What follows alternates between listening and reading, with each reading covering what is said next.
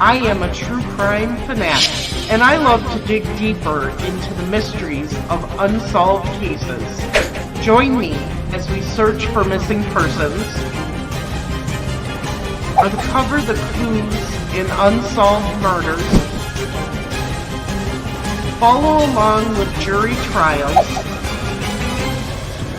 and we'll be a voice for the voiceless. I'll share with you the facts, the theories, the clues, the evidence, and the controversies that surround these cases. This is Beyond the Evidence.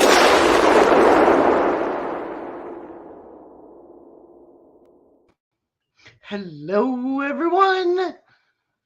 I hope you're all having a good Monday. If you are in this bad weather with ice storms, please be careful. I've got Andrea here with me. Hello. And we don't want anyone to have any accidents tonight. From the videos I've seen in other states, it could get really bad. Yeah. Really bad. Yes. And you said, Andrea, just started raining by you when? About an hour ago. Okay. Other parts of Indiana had already had outages. Yes. They dismissed schools early, starting at about 1 o'clock north of us. Okay, so they thought you were gonna get it earlier. North of us did. North of us started getting it about noon. Okay. Just took you a while. Yeah. All right. Yes, it's working now. Thank you.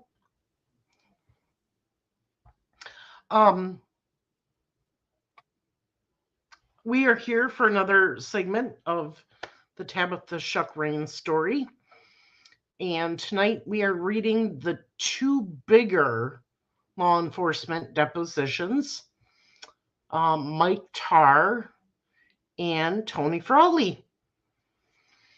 So, are you ready, Andrea?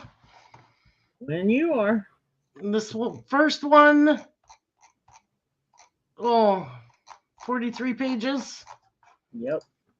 Second one, 61. We'll see how we do. Okay. And hopefully you won't lose the power. True. Or the internet. Or the internet. That would be bad.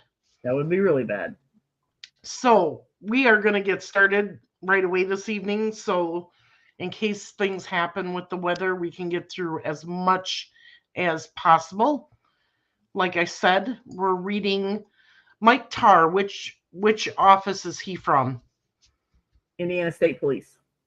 And so is Tony Frawley. Correct. But they both were, after they retired from ISP, they both worked at the Tipton County Sheriff's Department. Okay, so that's good to know. But during this time, they were with ISP. Correct. Okay. So here we go. We are going to start. State of Indiana, County of Hamilton, in the Superior Courts number 1 of Hamilton County, State of Indiana versus Elizabeth J. Balser. And this is the oral examination of Mike Tarr. Appearing is for the plaintiff, J.D. Rich, for the defendant, Robert Alden. Also present, Linda Spivey. Andrea, do you want to explain who Linda Spivey is? She is Elizabeth Balser's mom. Which is kind of weird to have the mother of the defendant at a deposition. That normally doesn't happen. True. All right, go ahead and kick us off. We're back on the record. We've ended the statement from Tim Miller, and now we have, is it Sergeant Tarr? No, I'm a detective. Detective Tarr. Trooper Detective. Trooper Detective Tarr, Indiana State Police. And Jay, I'd ask that you swear him under oath at this time. Mike Tarr, after first being duly sworn to tell the truth, the whole truth, and nothing but the truth, was examined and testified as follows. State your name for the record, please. Mike Tarr. And what's your occupation? I'm a detective with the Indiana State Police. And what is your specific assignment within the Indiana State Police Department, particularly back from the 1st of October up to the present time? I'm an investigator with the Bureau of Criminal Investigations with the Indiana State Police, mainly responsible for criminal investigations. Do you have a sense of the same responsibility as Tony Frawley does? Yes, sir. Tony was assigned to this case, I think, specifically to work with Detective Stout, who was the lead investigator in the case. Is that your understanding? Yes, sir. But you were called in to assist. Is that correct? That's correct. And what I want to ask you today are specific actions that you took, specific information that you obtained to assist in this investigation, okay? Yes, sir. When were you first contacted to assist? I was contacted approximately 7 p.m. on October 5th, 2002. Hang on, my page just jumped. Okay. All right. And what were you asked to do? I was asked to go to the Tipton Police Department and meet with the other officers involved. Detective Stout, Frawley, Sergeant Miller. And when you got there, were you briefed? Yes. What were you briefed about? That the body of Tabitha Raines had been found in the park, in the creek, in the park here in Tipton. Now, when you arrived, were there like a lot of civilian people hanging around the police department at that time? Were they trying to interview a whole bunch of people at one time and they wanted you to help? Or why were you called in? There was a good number of people outside the police department, civilians, and there were several officers inside the police department. There was quite a crowd there. How long have you been with the state police? 22 and a half years. And as an investigator? 4 years of that 22, I've been an investigator. Have you personally ever investigated other homicides? Not as the lead investigator, no. I've been associated or assisted with one other homicide. So go ahead, starting on October the 5th, what, if anything, did you do? Sergeant Miller and I interviewed several people that night, and then all the way through the morning hours of the next day. Who did you interview? We interviewed Roberta Souders, Emily Brown, Amber Heaton, Tiffany Boatwright, Rebecca, I don't know how to pronounce it, Eamon, and Amanda Pratt. I believe that was the last one that we actually interviewed that evening. And I believe Sergeant Miller and I would have been together on each one of those interviews, I believe. Who actually asked the questions? Do you know? I would say both of us. I might have asked more questions than Sergeant Miller. Now, all of these people, were they just outside the police department, or did you or another officer go get some of these people to bring them in and ask them questions? Most of these people were already there. I know we had to go get Amanda Pratt, and she was brought to the PD from her residence. Okay, now let's start with Roberta Souders. Was the first person you interviewed? Correct. And what was the essence of her statement to you? She would have been the mother-in-law of Tabitha Raines, and she was the last person or one of the last persons to have seen her on that date or evening that she was reported missing. She stated that on Wednesday, October 2nd, she had had contact with her, talked with her at various times throughout the day. Her last contact was around 6:30 p.m. that night when Tabi left her son Drake with her, with Roberta, and that she was leaving with Kyle Neff to go visit Amanda Pratt's grandmother, who was in the hospital. and that would have been the last conversation Roberta had with the victim.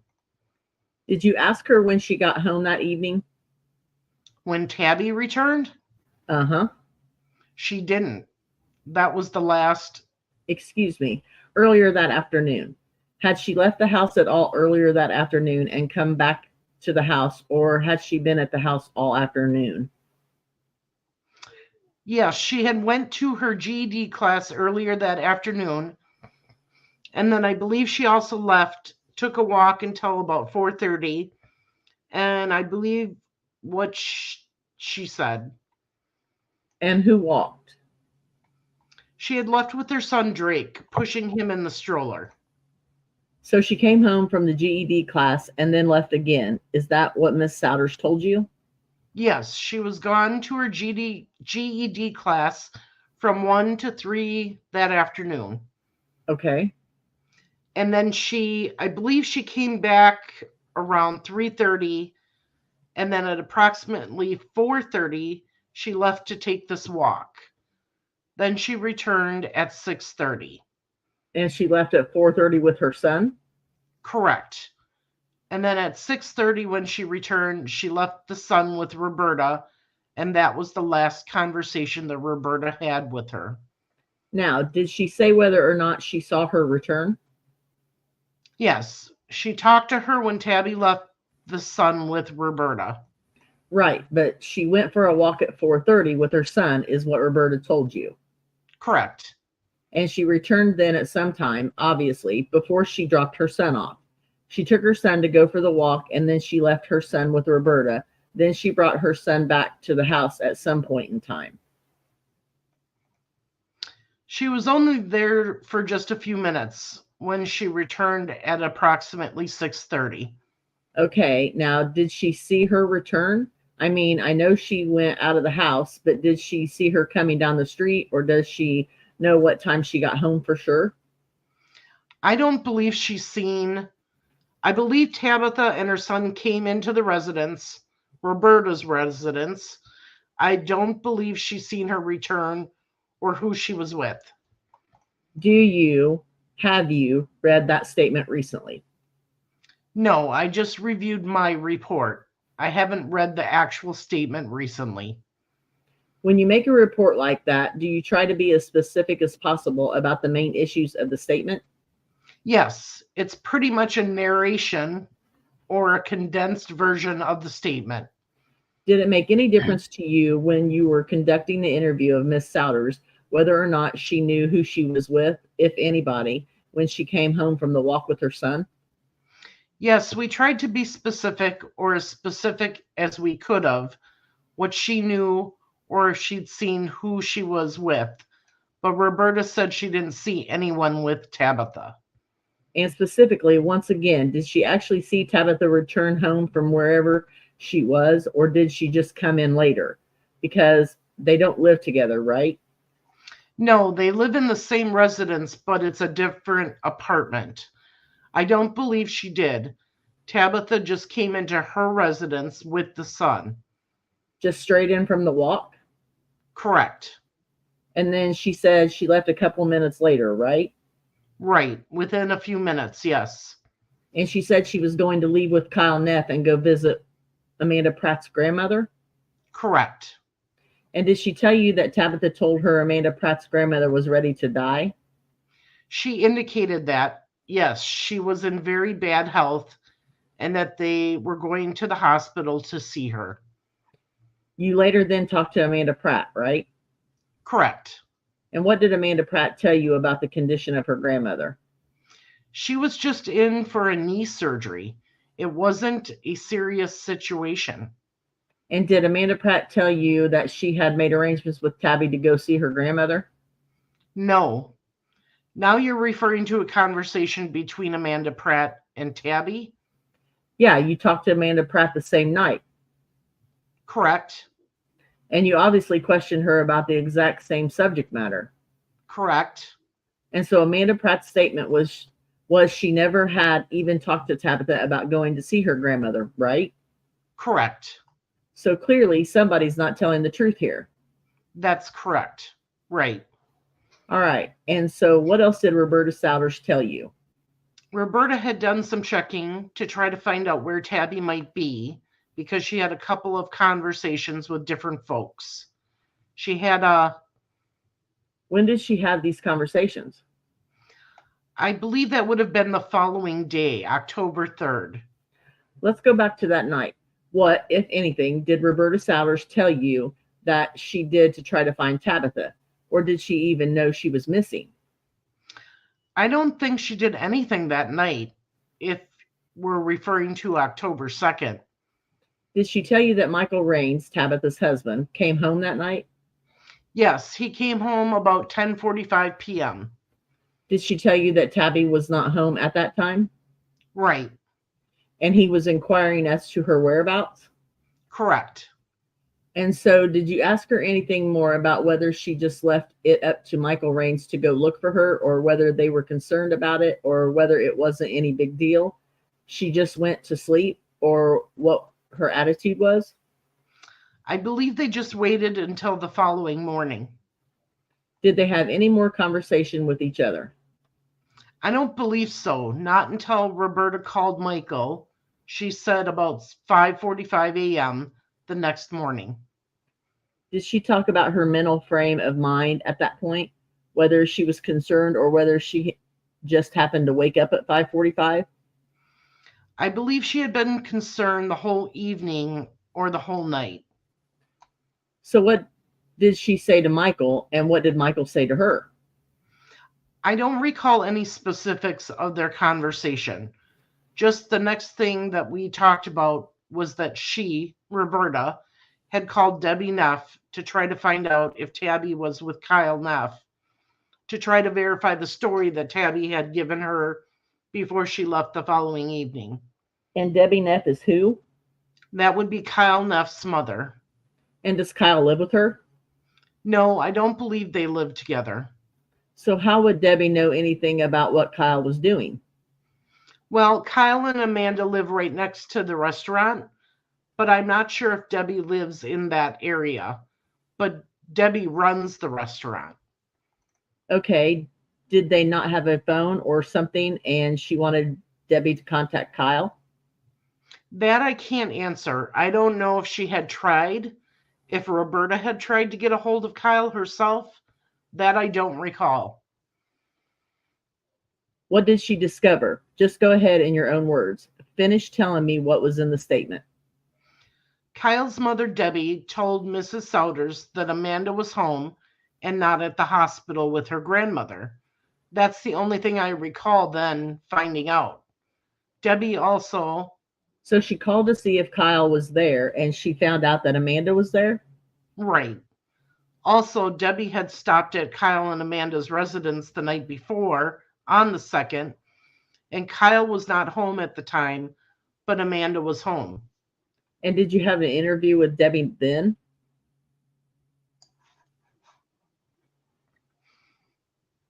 One second.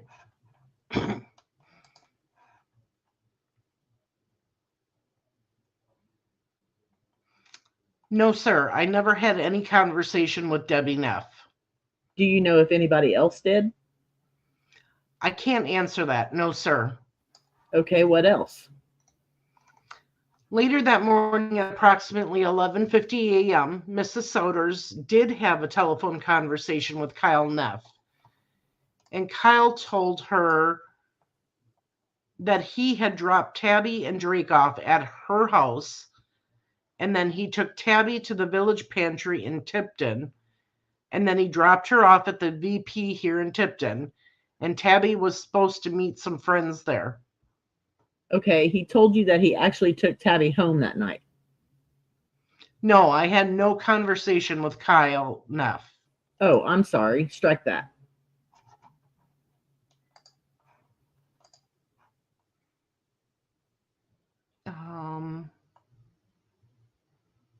Line 12. Kyle told Roberta that during a telephone conversation. She told you that he told her? Correct. That he had taken her home on Wednesday, October the 2nd. Correct. And then she dropped her son off and he picked her back up and took her to the village pantry? Correct. And then did you ever talk to Kyle after that? No. And did she give you any other information about that? Roberta stated that about 2 weeks before Tabi's disappearance, that her and Tabi were in the Marsh store and they seen Kyle in the store, and Kyle told Tabi that Amanda wanted to talk to her. And Tabi did go outside and talk to Amanda out in the parking lot of the Marsh store. So what did they talk about? Talked about a problem that occurred between Amanda and Kyle with a drug dealer down in Indianapolis. Apparently, this drug dealer was threatening to do harm to Amanda and Kyle. So Tabi then told Roberta about this? Yes. What was the content of this conversation? Yes. And the content of the conversation was about a drug dealer who was threatening to do physical harm, threatening Kyle and Amanda and their baby.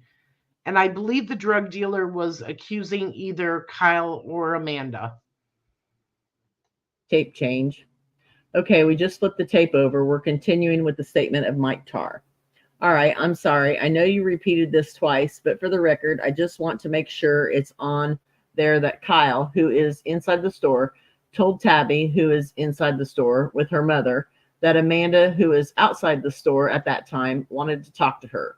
So what Amanda told Tabi was that this drug dealer was threatening Amanda and Kyle and her son.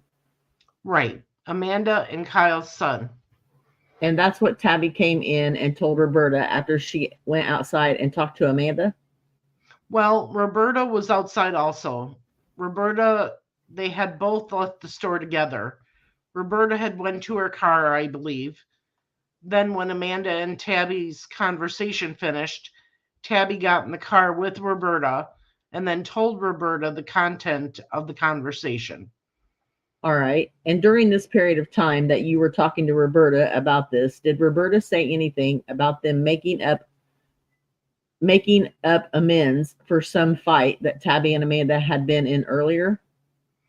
I don't think Roberta ever did, but during the interview that I had with Amanda had said they had made up.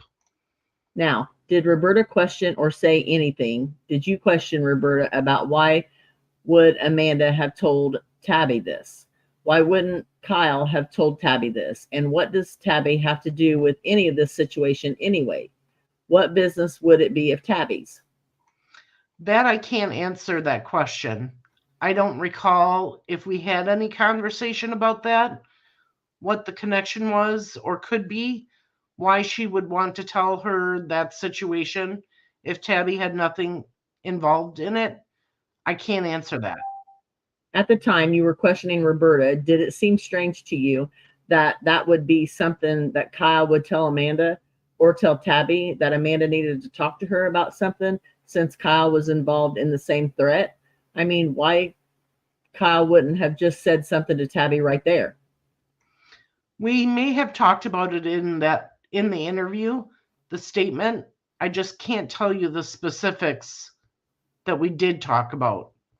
Now, when you're assisting, you take these statements and then you give this information, I'm assuming, to Frawley and Stout, right? Yes. And is this something that you, Miller, Stout, Frawley, would have maybe, after you've taken statements, kind of talked about it, about what you thought was strange, or maybe just kind of threw out for discussion whatever they meant? Yes. Did you discuss this issue? I'm sure we did. What did you come up with? What was the investigator's thoughts about all of this? It was fairly common knowledge that this group of people that we've been talking about used and or sold drugs. And I don't think it was surprising to Frawley and Stout that this type of information or people were talking about these things, because it was common knowledge that this group of people was involved in this kind of activity. Now, later, when you talked to Amanda, did you ask Amanda about whether she told Tabi about this? Yes. What did she say? I believe she gave me a similar account of what had occurred, that they had been threatened and that they were Amanda and Kyle were preparing to move to Greentown because Amanda did tell me or tell Sergeant Miller and I several people that her and Kyle had purchased narcotics from. And she gave you the name of the dealer? Yes, she mentioned the names of 4 different people that they had purchased narcotics from. And what were those names? She mentioned Derek Boyd had purchased marijuana from, Jonathan Yates pills, Liz Balser cocaine, and the drug dealer in Indy by the name of Tabi. Spell that. Tabi is how I have it spelled. And she's a drug dealer in Indianapolis, and that was cocaine. Was there any discussion as to whether Tabi is the person that made the threat? That I can't answer. I assumed, I don't recall, but she actually said Tabi, the drug dealer, is the one that made the threat. But that's who I assumed had made the threat. So when you had your discussions with Stout and Frawley about these threats and who made the threat, do you know if that was ever pursued with Amanda, exactly who made that threat? Not that I'm aware of, no. And was it ever pursued, to your knowledge, why she would have told Tabi about it? No. And let's go back then to Roberta Souders. Is there anything else that she told you? Roberta told us, or told Sergeant Miller and I, what she recalled Tabi was wearing the last time she's seen her. And that would have been black flip-flop sandals, black stretch pants, and a black braided belt. She did not recall the type or color of top that Tabi was wearing.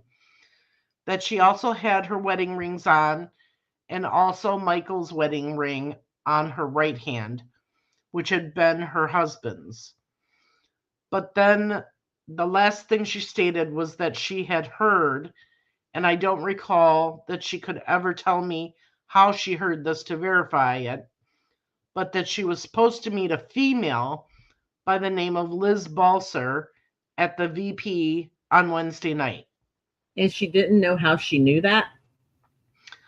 I think there was a lot of rumor and a lot of information being passed amongst the citizens of Tipton during the time that Tabi was missing.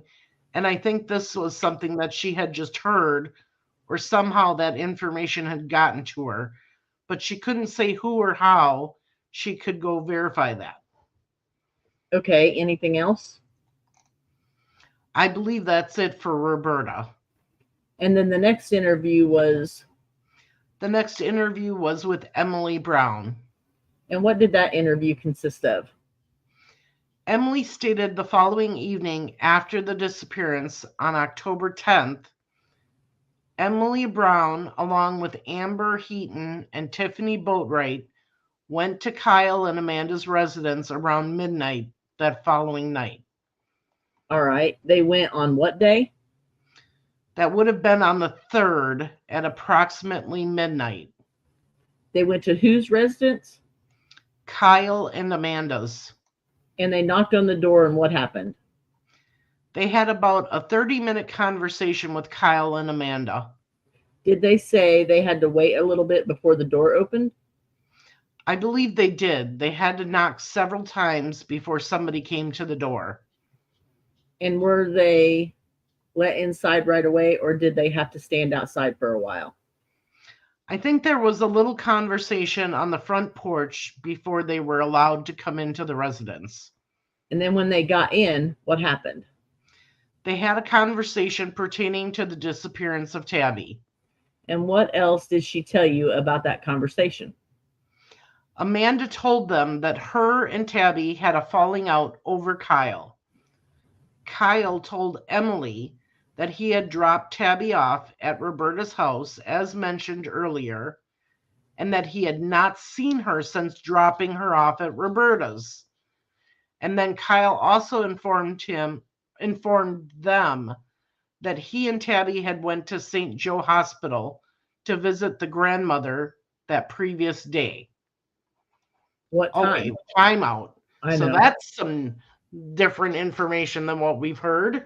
Right, because he said that he hadn't seen her since he dropped her off at Tabby's or at Roberta's. And that they went to St. Joe's to visit the grandmother that previous day.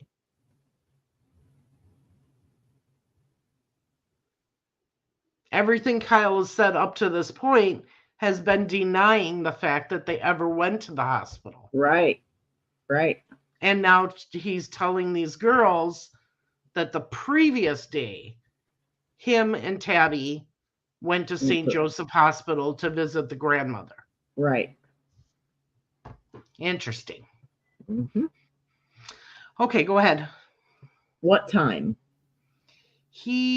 Apparently he did not state a time when they would have went to St. Joe. She didn't know. When you talked to Amanda later, did you ask about that? Yes. And Amanda stated that Kyle and Tabi were never there. Kyle and Tabi never went to see her grandmother. Neither Kyle nor Tabi did. Right. But Emily is saying that Amanda told her that she and Kyle went to see the grandmother. No, Kyle made the statement that Kyle and Tabi did go to the hospital together. But Amanda did not verify that information during this conversation. As a matter of fact, she denied that. Correct. Did Amanda say she'd been at the hospital all evening? No, she stated that she was at the hospital between 11 a.m. and 4 p.m. approximately during that knee surgery. So what else did Emily tell you? Amanda made the statement that she hoped Tabi was okay, but then also stated that if their paths ever crossed, that she would kill Tabi. But she didn't elaborate or give any details about why or what the problem was between Amanda and Tabi. Okay, go ahead. And that's the extent of Emily Brown's statement. Go ahead. Next person. That would have been Amber Heaton. She was involved in that same conversation that Emily was. Okay. I think it was pretty much the same information since they were in the same conversation. Now, was this interview conducted separately or were they conducted together? No, they were separate interviews. Okay. Emily was approximately 11:07 p.m. Amber's was done at 11:40 p.m. So she gave you the same information as Emily? Yes, it was pretty similar. Anything different? Kyle talked a little bit about the problem they were having with the drug dealer in Indianapolis, the threat that they had received, and Kyle told Amber Heaton that he was being accused of stealing a half a gram of cocaine off of this Indianapolis drug dealer. Uh-huh. That was pretty much the extent of Amber's statement. Anything else? No. All right. Next. Next would have been Tiffany Boatwright, who would have been the third and final person that went to the residence that night around midnight.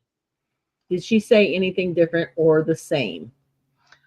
Part of the conversation that was different was that Kyle had asked the three girls after they got there if they had any weed to smoke or any cocaine, and they did not have any drugs with them when they went to the residence. Anything else? No, I think that was the only difference from the other two girls' interview. Okay. Anything else? No. Who was the next person you talked to? Oh, there was one other thing. Tiffany stated that she had a telephone conversation with Amanda Pratt earlier that evening. I think between 5:30 and 6 p.m., which would have also been on the 3rd. And Amanda, or what Tiffany relayed during this conversation with Amanda, is that Amanda believes that Liz Balser killed Tabi and wanted Tiffany to come out to her house to talk. So that would have been the only other thing that was different. So I'm sorry, go ahead. But Tiffany didn't give any reason or any more information about why Amanda made that statement, why she believed Liz Balser killed Tabi. However, when all the girls got out there that same evening, okay, strike that. Essentially, Tiffany was telling you that she talked to Amanda and Amanda had advised her to come out to the trailer that night. Correct. Is that what you got out of that conversation? Yes. Right. Okay. So they went out there and she went out with her two other friends and they went out there at midnight and nothing was said to any of the three of them about Liz Balser. Oh, I'm sorry. Or was there something said? No, the original date was October 3rd around midnight when the three girls went out. I'm taking this statement on the 5th. The phone call that we're talking about was on the 5th. On the 5th? Right. I misstated and said the 3rd, but it would have been on the 5th that Amanda called or spoke to Tiffany. And so did Tiffany come out on the 5th? No, they did not go out that evening. That would have been the same evening that we're interviewing them at the Tipton Police Department. Okay, and you said you spoke with Ms. Amon? Yes. That was done about 12:45 a.m. on the 6th, just after midnight. Ms. Amon had confirmed that Amanda Pratt did call and talk to Tiffany. I believe the phone call was made to Becky Amon's cell phone. Ms. Amon did not actually talk to Amanda. Okay. The only information she gave was that she confirmed that Amanda wanted Tiffany and herself to come out, but they did not go that evening. Was that just a voicemail message or did she talk to Becky and Becky related it to Amanda? No, Tiffany. Amanda called Tiffany, but it was on Becky's cell phone. Becky answered the phone and Amanda asked for Tiffany, so she just gave the phone to Tiffany. But Becky did not have any conversation. Okay, anything else? No, not pertaining to her. Okay. The next situation or the next thing that occurred that morning would have been that several officers, myself, Miller, and Frawley, we went to Kokomo and located Jonathan Yates at a residence at Indian Heights. Uh-huh. And Mr. Yates was located at this residence. His truck, he signed a consent to search form for his truck, and that truck was checked by a couple of officers.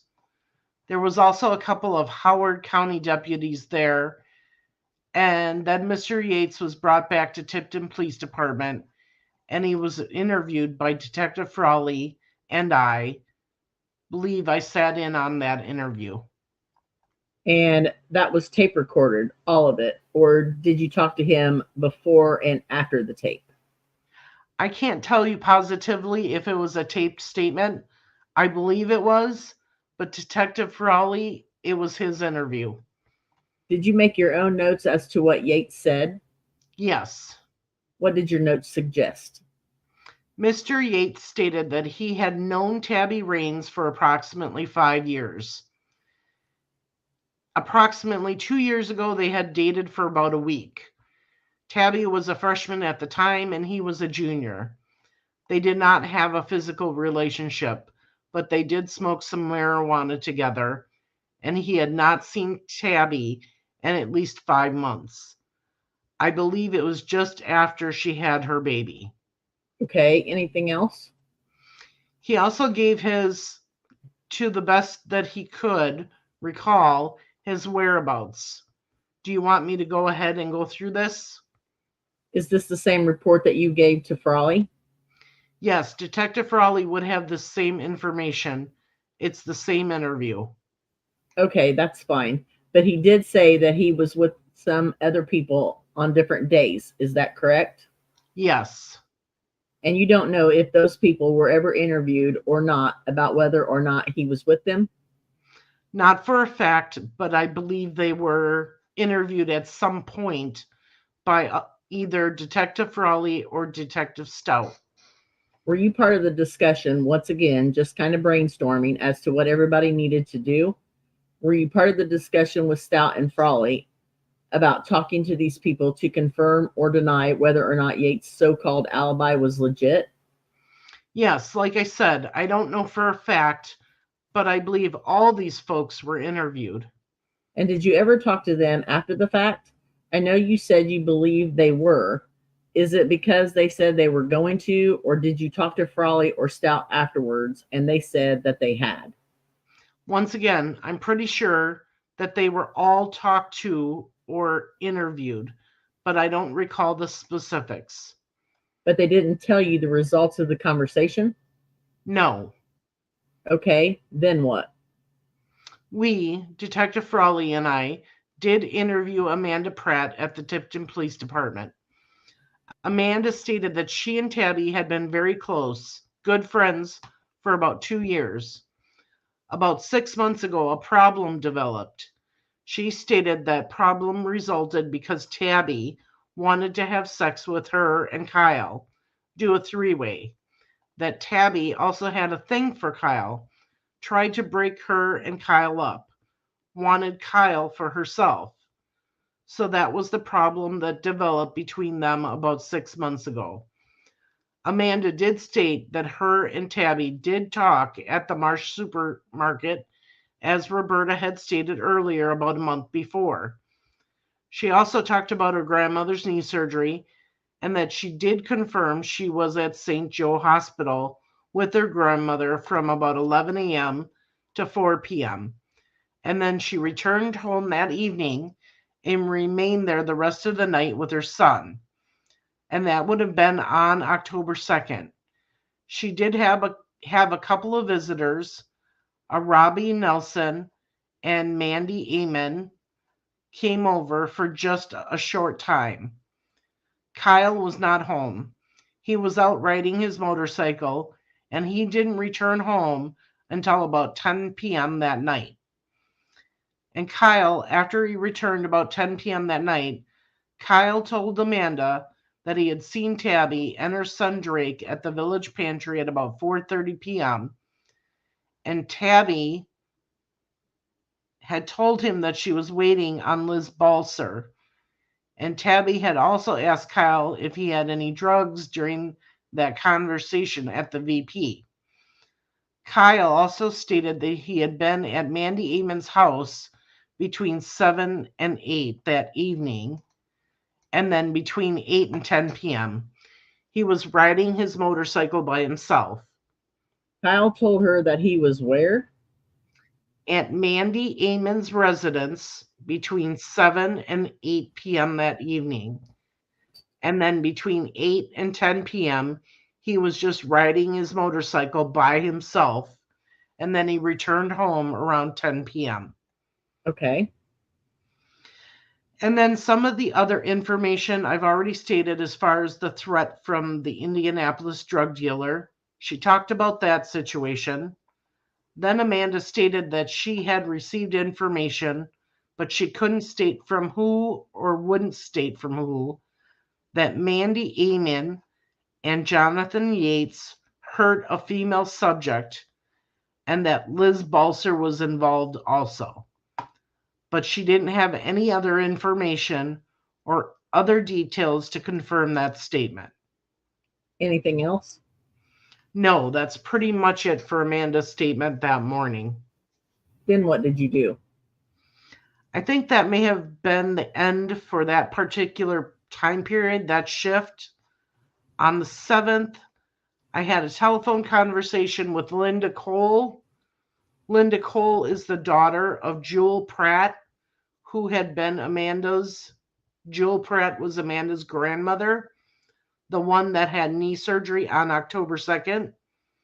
Linda Cole confirmed that Amanda's father and Amanda's son were at St. Joe from about 11:30 to 4 p.m. during that surgery, and she stated that neither Kyle Neff nor any of his friends or Amanda's friends ever visited the hospital that day. That day being October 2nd.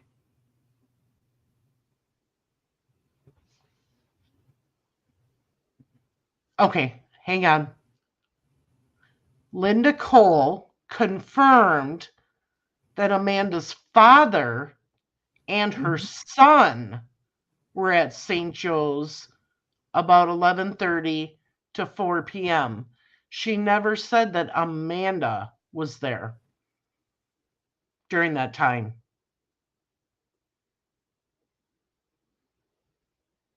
Kind of odd, isn't it? Yeah.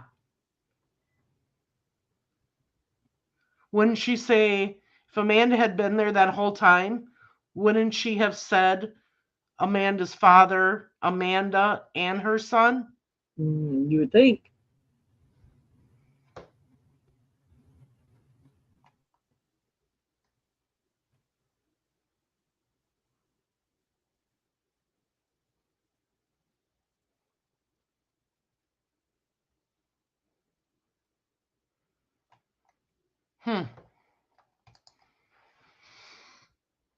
Interesting.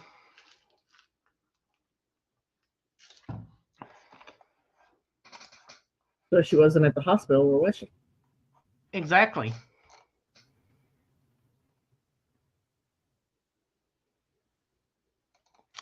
Let's see here.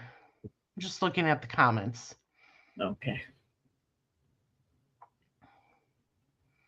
It's okay, Mark.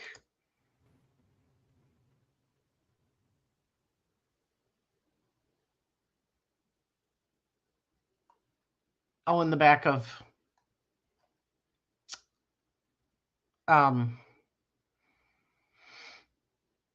Yates' truck. Okay.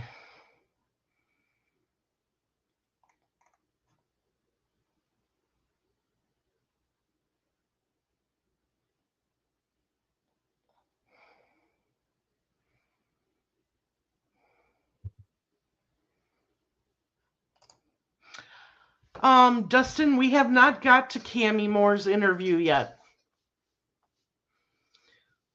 But after these two, we will be doing all of the supplemental Interviews. reports, and then we'll be starting on individuals' statements or depositions. So I'm not sure what episode that's going to be.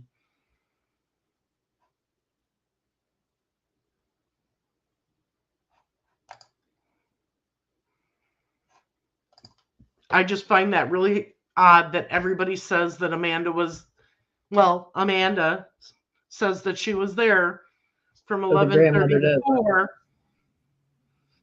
But the grandmother said different. Right, but the grandmother said that her father and her son were there. That's interesting.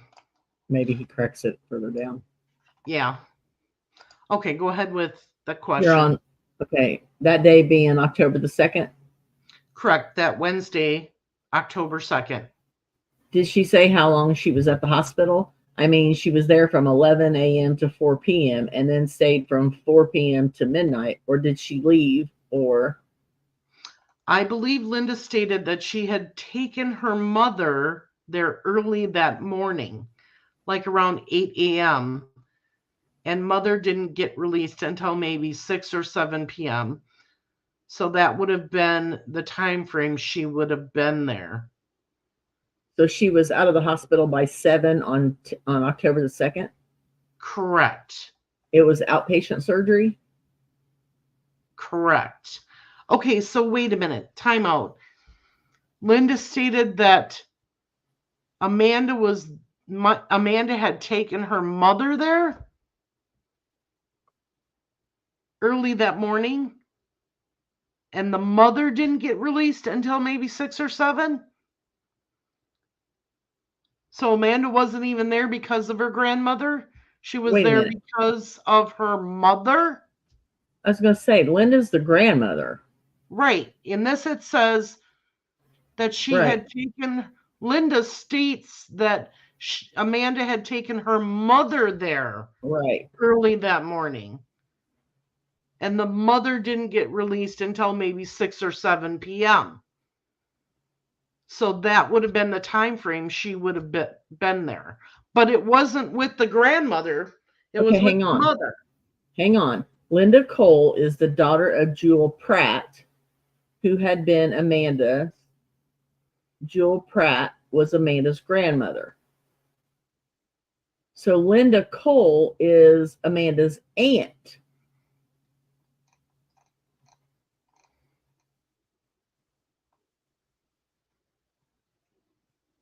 Linda Cole is the daughter of Jewel Pratt, and Right. Jewel Pratt is Amanda's grandmother. So Linda Cole would be Amanda's aunt. Correct. Okay, so it says, I believe Linda stated that she had taken her mother. So that would be right.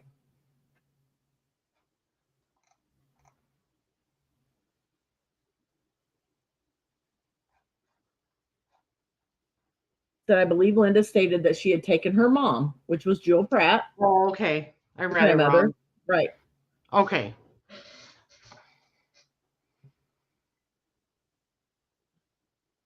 Okay, so because they're specifically talking about Amanda. Did she say how long she was at the hospital? I mean, was she there from 11 to 4 and then stayed from 4 to 12? Or did she leave? Or I believe Linda stated that she had taken her mother there earlier that morning, like around 8 a.m., and mother didn't get released until maybe 6 or 7. So that would have been the time frame she would have been there. Probably the mom. Right. Said so she was out of the hospital by 7 on 10/2. Correct. It was outpatient surgery. Correct. Anything else you did? No. So after 10/7, basically you...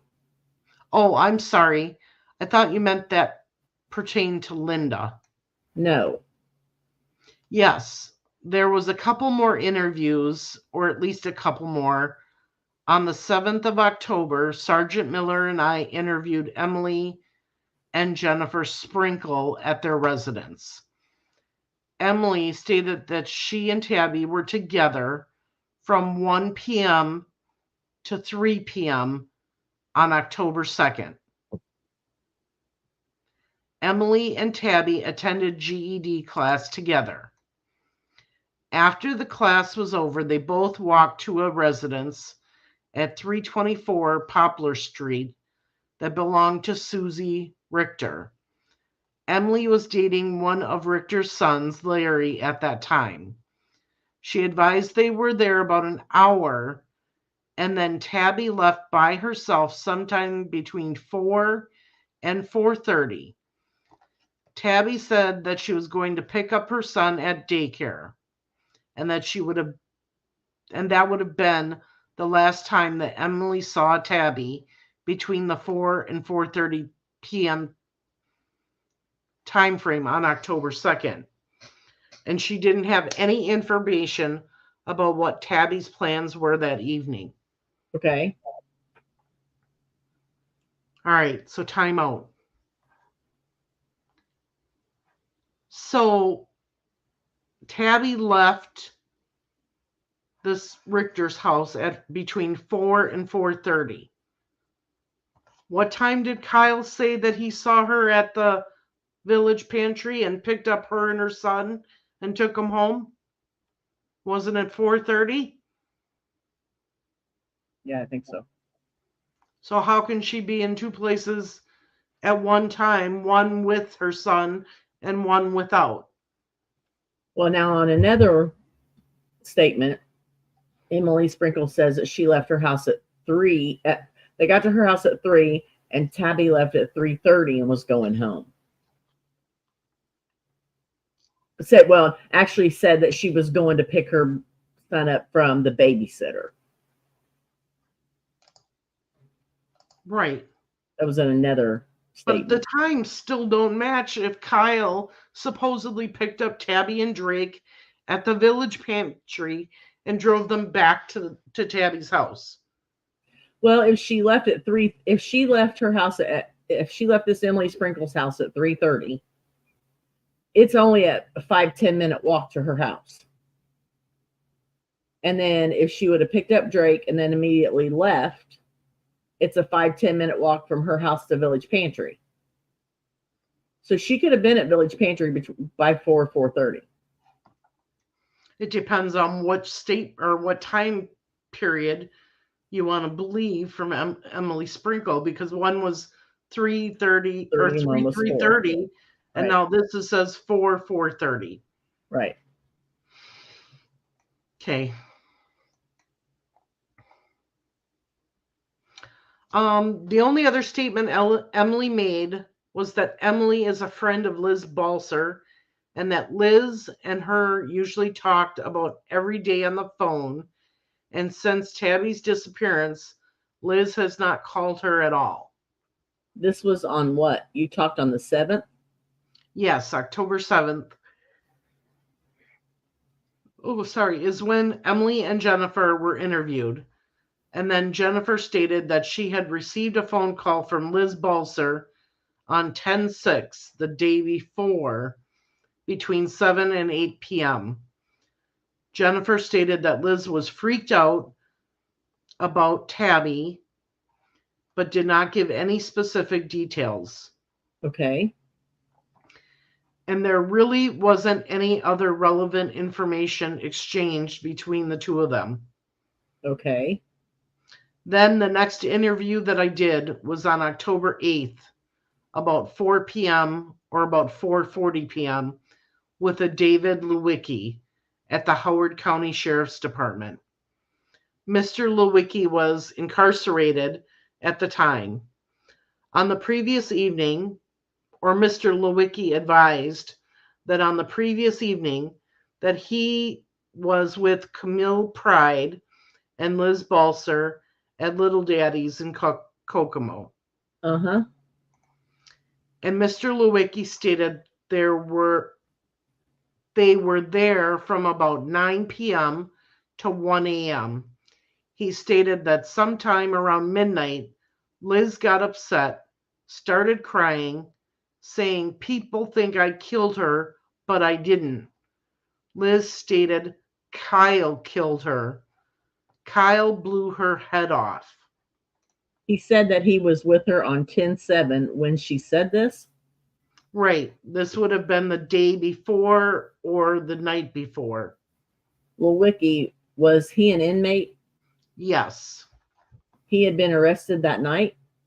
Yes, he got arrested later that night. Do you know what he was arrested for? I believe PI. Liz also indicated that she was with Tabi just prior to being killed, and she also mentioned the name Brooke Mendenhall. When did she mention it? She had mentioned that that Brooke Mendenhall might possibly be involved, but that's all the details that he could give. He didn't give any other specifics. Uh-huh. And then we did show him, Mr. Lewicki, a photo array of Liz Balser, or that included Liz Balser, and he described her, picked her out as the one who made those statements at Little Daddy's. And he did get arrested later that night or early morning. After that, I interviewed Camille Pride, who was with Mr. Lewicki and Liz Balser at Little Daddy's. Basically, Camille contradicted what Mr. Lewicki said occurred at Little Daddy's. Camille stated that Liz never made those statements, that Mr. Lewicki was extremely intoxicated, was hitting on her, and basically they dumped him, left him there. Ms. Pride also, or did state, that Liz did make the statement that people are accusing me of hurting Tabi, but she not denied doing it or any involvement. Uh-huh. And that was pretty much the information obtained from Ms. Pride. Okay, what's the next thing you did? On 3/20/2003, I assisted with the arrest of Kyle Neff, or actually arrested Kyle Neff at his residence, transferred him to the sheriff's department that evening, assisted in the processing of Mr. Neff and Mr. Yates, who was arrested that evening. Okay. I wasn't involved in any interviews or any discussion with either one of those subjects. Did they make any voluntary statements to you? Mr. Neff denied any involvement during the trip from his residence to the jail. He was not asked any specific questions. He knew why. I mean, we told him why he was being arrested. He just denied any involvement or any knowledge. Uh-huh. And then probably the last thing I was involved in was in in March, late March, the 31st of March is when Detective Stout and Prosecutor Rich was with Andrew Bush. Andrew Bush was here, and we went to the park, and I was involved in that situation. And I've got a videotape of the crime scene and what was said. Is it all videotaped and audio? Correct, yes. Audio taped. Yes. Did you have any other involvement? No, sir. The only other thing, and I don't recall the lady's name, but I was present with Detective Frawley on 2 occasions when we went to I believe her name was Rosa, a Mexican female, an elderly lady. We went to her apartment in Kokomo and Detective Frawley interviewed her. I believe the information consisted, or what this lady told Detective Frawley, is she had received a phone call from Linda, or Liz Balser's mother, and I believe you're Liz Balser's mother, Linda. Miss Spivey. Yes. I don't recall your last name, but she had received a phone call on October 3rd, the night after the disappearance, and that Linda had asked her to verify that Liz was at her apartment on October 2nd during that evening. That this lady stated she was at a friend's that evening.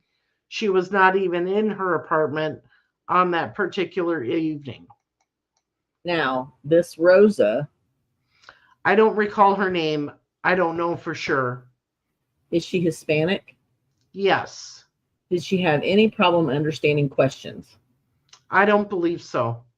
Did you have any problem understanding her responses? Her English was not real clear, but I really didn't have any trouble understanding her. Did you ask any questions or did Frawley ask all the questions? I believe Detective Frawley asked all the questions. And why did you go there? Detective Frawley had information that, or he wanted to interview this lady, and I went. A male doesn't go to a female's apartment alone. That's why I went, just to be there. And why did Frawley want to talk to her? How did he get any information about this? I think he had information about this phone call that had taken place between Linda and this Hispanic lady. And do you know how he got that? No, I don't. Do you know who the son of Rosa is? Do you know Eddie Gomez? I have heard that she had a son, but I don't know his name. I've never spoken with him, but I do know there's some kind of connection with the son and maybe a relative of Liz or Miss Spivey. Okay, you're talking about Mr. Alden. You can't say Ms. Spivey. I'm sorry, Mr. Alden. So you don't know anything more than you were just asked to go there with Frawley. Correct. Was the entire conversation between him and her recorded, or was there any pre-taped discussion? There was pre-taped discussion, yes. Most of the time we'll interview a person and then we'll put the information on tape. Anything else? No, sir. I believe that pretty much covers my involvement. That will end this statement.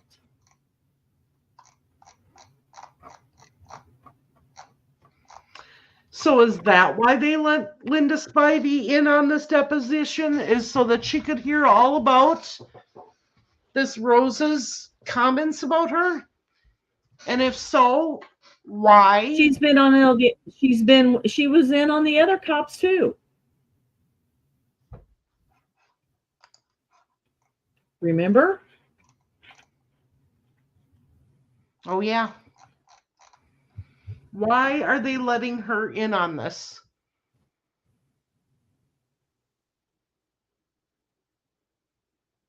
She's not part of the defense team, the attorneys. She's not part of the prosecution. She should have never been there. Did she work for Rich? Doesn't matter. There's a conflict of interest. It's her daughter. She should not have been there. Ask Mark. He's in the chat.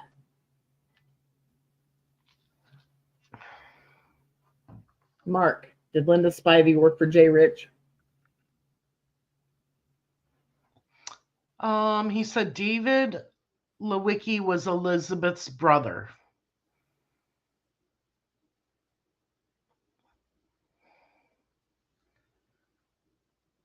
Why am I not seeing this chat? I don't know. Are you on the comments? Yeah. I see it now. I just had to refresh it.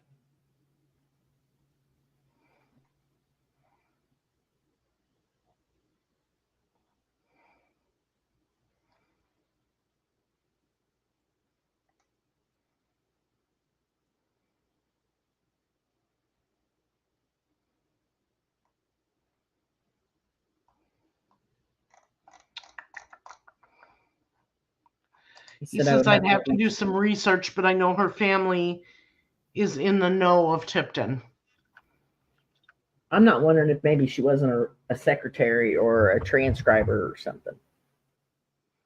Doesn't matter. This is regarding her daughter, so she should have never been there. That's a conflict of interest. Right. Well, I agree 100%.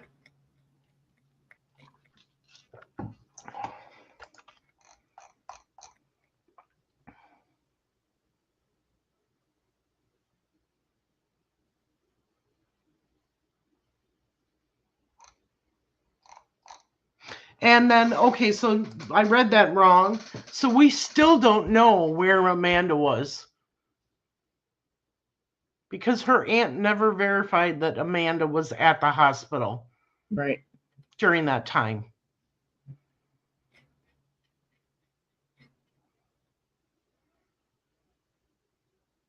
The aunt's the only one that's saying she wasn't there. Right.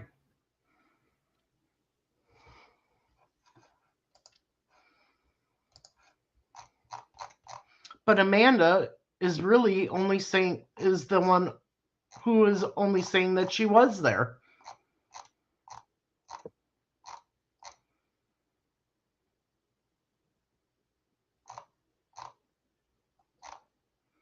We don't have any other statements from any of the other relatives that said she was there. Right. She's stating she was there. Not saying that the statements weren't given. We just don't have them. Right.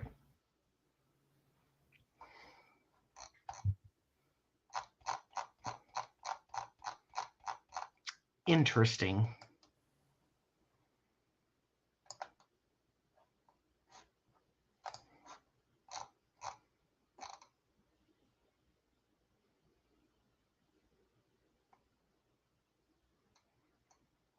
Interesting.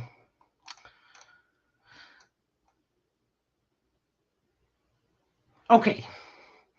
So let's go ahead and start Tony Frawley's. At least we got some information off of that one, Andrea. Yeah.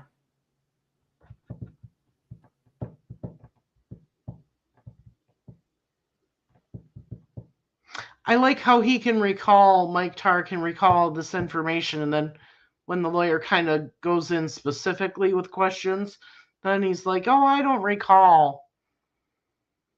I don't remember.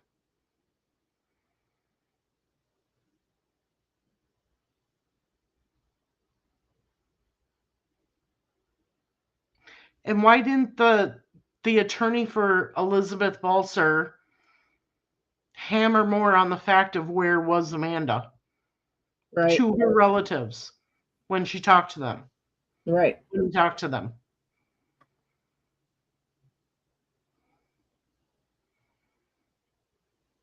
You would have thought he would have, since he's Mhm. trying to clear Liz. Right. Especially when you have earlier in the statement where that Emily and who was Tiffany it? and Amber. Yeah, stated that Emily had stated that Amanda made the comment, if I ever see her, she's dead. Right. Amazing how everyone just glossed right all over that and never Dustin. asked any qualifying questions of it. Dustin, they are on the Tipton community page and also on the Tipton community uncensored page.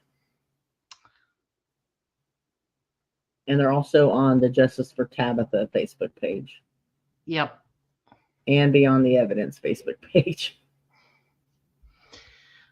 And if you have any other pages that you would like them advertised on, send me an email. I'll put up the banner. Here's, I do not want to edit. I just want to start it. And you also put Jamie Tate thing on there. Across the bottom. You got Jamie Tate information running across the bottom. Oh. There you go.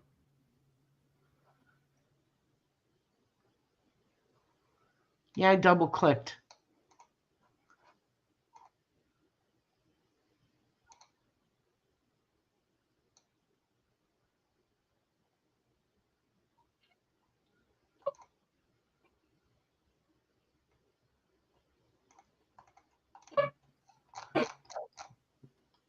Ding.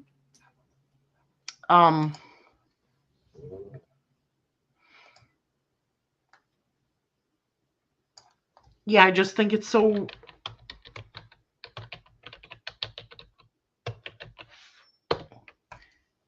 weird that they just didn't ask the right questions.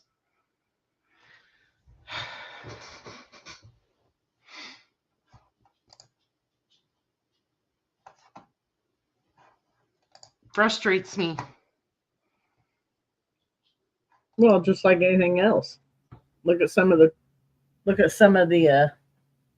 questions that Jay Rich asked. Look at some of the questions I mean, there's a lot of them that just leave you scratching your head. Yeah, like they didn't even try to dig deeper into the person's testimony or, it just irritates me. It just irritates me.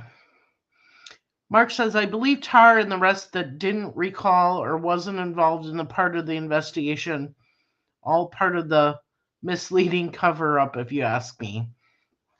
Yeah, I'm not sure. I just know that a lot of things are not right with how people were questioned or not questioned or lack of questions, the discrepancies. I mean, so we've got the times from Cammie Moore are all messed up. Things that Emily Sprinkle's times were messed up. Right. And then things that Kyle Neff said to these girls, but to nobody else. Right. It's just I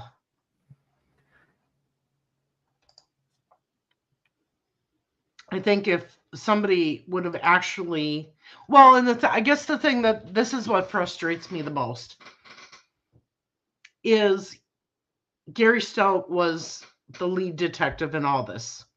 So he had everything. And unfortunately, after he passed away, it all went to Jay Rich. And Jay Rich got rid of a lot of that. So we don't have, I If he can't didn't even, get rid of it, he didn't turn it over.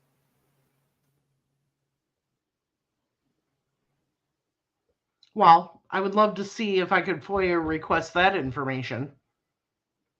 Good luck. All of Gary Stout's reports.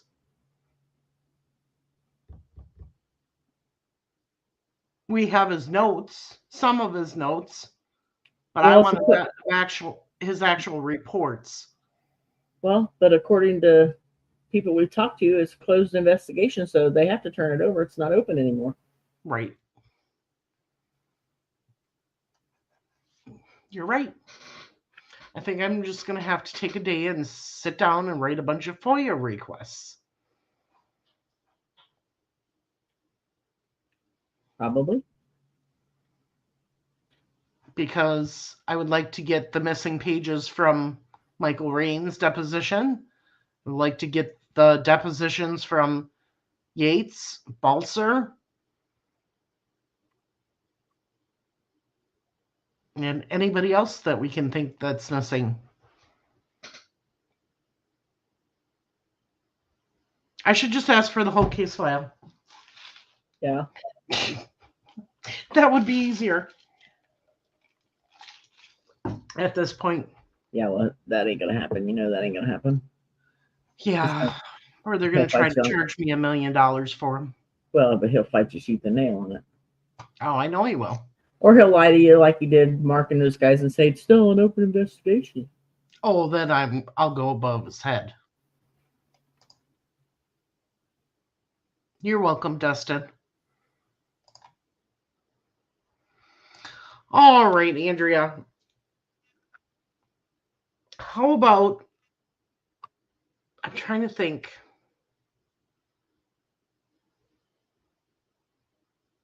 Tony's is going to be the most in depth. And Yes. it's 63 pages. And my head is already swimming with this one.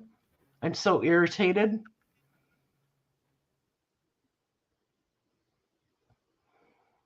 And I think we need to do that all in one instead of breaking it up, because that would just confuse people. Or people will forget things. Mark says there were very many boxes of paperwork and such in Gary's office. When it went to Rich, he didn't have half of them. We confronted him on numerous issues and such, and he didn't have it. But Gary did. I'm telling you, Jay got all that stuff. I guarantee it. Yeah, but did he keep it? He just it? says. Well, that's what I'm saying. He's just telling them. Either he's just telling them he didn't get all of it, or he got all of it and just didn't want to piss with it. Because he thought he had his people.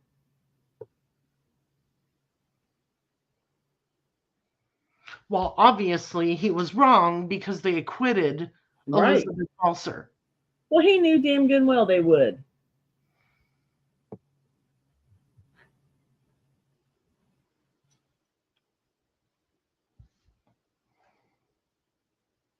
Dustin said lean on the DOJ. Yep.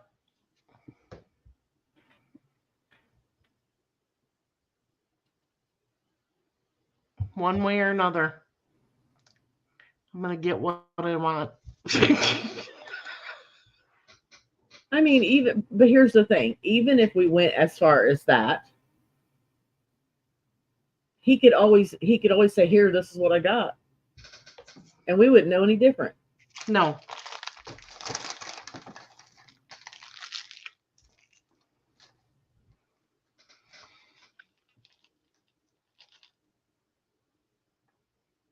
Depending on what he gave me, I would know if it was all of it or not. Well, we already know one person gave a statement. We've not seen that. I agree. There's a few of them that gave statements that we don't have. Right.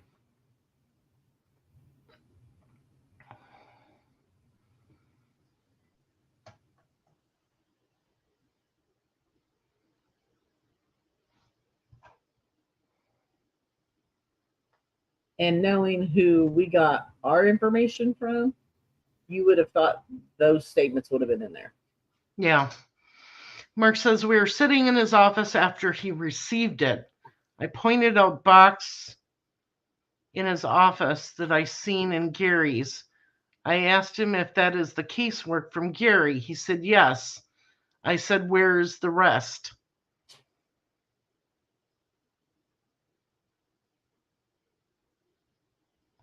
I think. What did he say? Yeah, what did he say, Mark?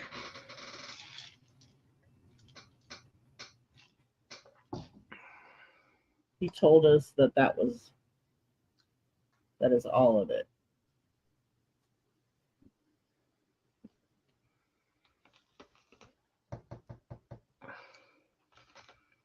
I and Buffy both told him, no way. You don't have half of what Gary showed us. Right.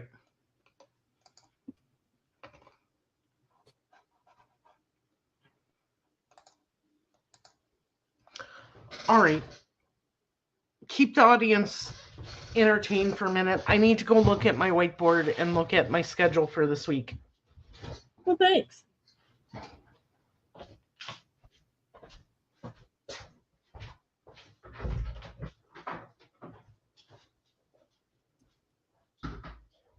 Who all's on here besides Mark and Dustin?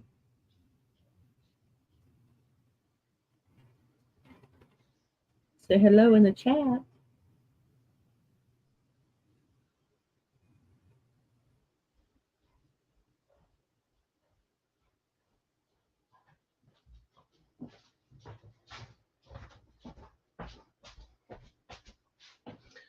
Okay, Andrea.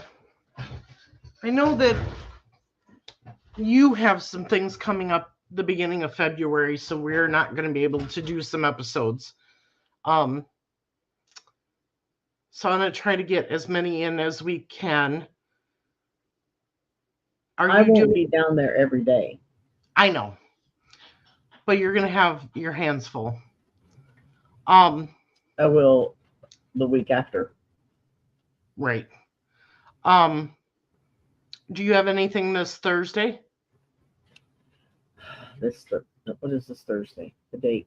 28th? No, I don't think so. This Thursday is 25th. I don't have anything going. Okay. Besides, it's Hanker's birthday. Hank's birthday. Do you want to do Tony Frawley's on Thursday? That's fine. At the same time?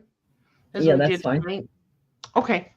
Mark, I will make it when we go back in the shop. We have not been in the shop for a while, but I will make you one, or one of each. I've had some health problems. My husband's having some health problems, big health problems. Not to mention, with your brother's passing. Right. So we haven't been in the shop at all lately.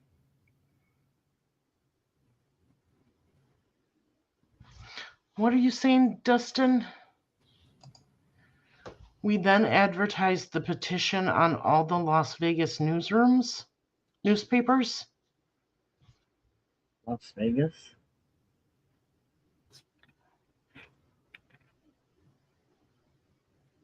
Dustin, I think you should email me. Why Las Vegas? Is my question. Yeah. We then advertised the petition on all the Las Vegas newspapers. I'm not sure what Las Vegas has to do with it. I know you're okay with that, Mark. We just want everybody else in the audience to know that she's got some things coming up the beginning of February. So yeah, I have some major things going on in my household right now. It might take the first couple of weeks of February. We may not be able to do a whole lot on Tabitha.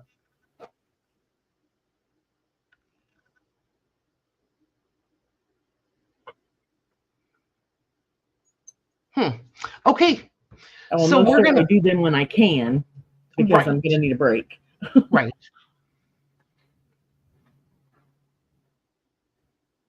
Please take a look at the Buff petition. What petition? I don't see a petition. It might be a good tool.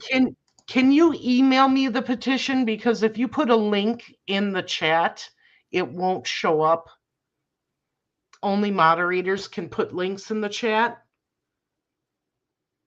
And I really would like to see what you're talking about. Hi, Larry. So if you can email me that link to the petition, I would love to take a look at it.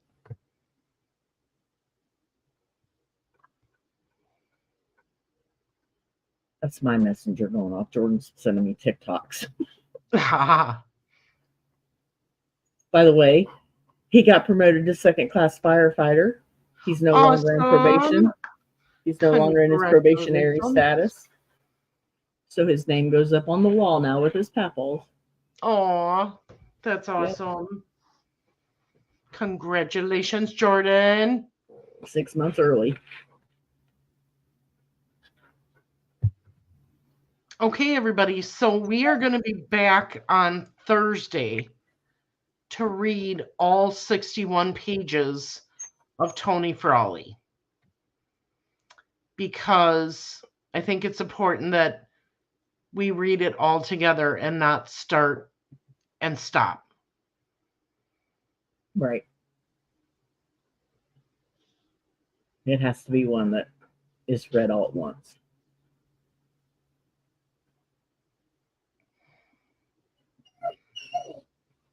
Oh, your dog sound like they need to go out. Mine's been pacing by the door. Well, he's growling at the cat. Oh, okay. So we will come back and we will do that on Thursday. Sounds good to me. And then same time, same bat channel. Yep. Same time, same channel. So that would be the 25th. And then maybe you and I can pre-record a couple episodes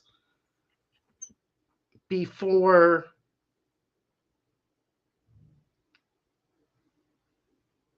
the week that you guys are going to be the 2 weeks that you guys are going to really be busy. Mm-hmm.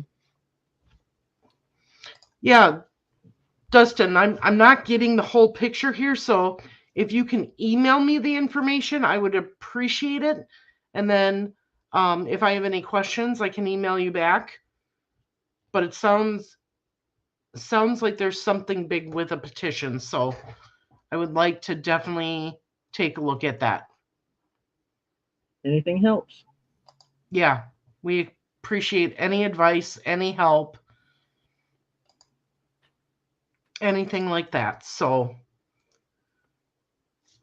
as Mark says, thanks everybody for watching and listening to Tabitha's Injustice. We sure are hoping the truth will come out soon. So, all right, everybody, that's it for tonight, and we'll be back Thursday night at 7 p.m. Central, 8 p.m. Eastern, to read Tony Frawley's deposition. Have a good night, everyone. Bye. Dustin, I'm going to stay on here just for a minute, but it's right here on the screen. It's Beyond the Evidence 1 at gmail.com.